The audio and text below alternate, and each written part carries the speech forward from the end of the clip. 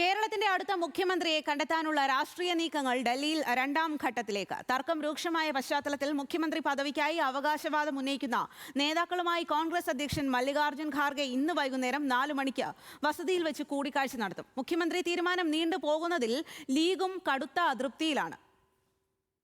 വമ്പൻ ഭൂരിപക്ഷം നേടി അധികാരമുറപ്പിച്ചെങ്കിലും മുഖ്യമന്ത്രിയെ തീരുമാനിക്കുന്നത് നീണ്ടുപോകുന്ന സാഹചര്യത്തിലാണ് നേതാക്കളെ ഹൈക്കമാൻഡ് ഡൽഹിക്ക് വിളിപ്പിച്ചത്.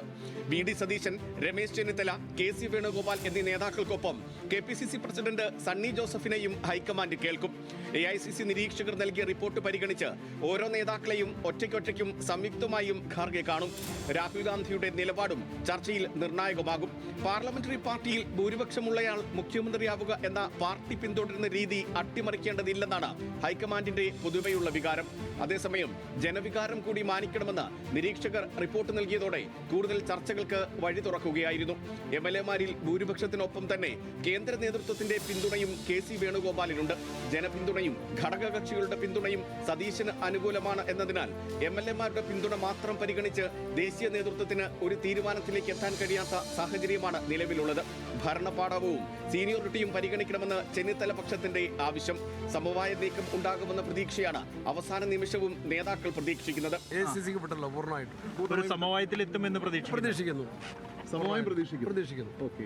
അർദ്ധരാത്രി ഡൽഹിയിലെത്തിയ വി.ഡി. സതീശന് കേരള ഹൌസിൽ ആവേശോജ്വലമായ സ്വീകരണമാണ് ലഭിച്ചത്. NSU, MSF പ്രവർത്തകർ ചേർന്ന് തോളിലേറ്റിയാണ് സതീശനെ സ്വീകരിച്ചത്.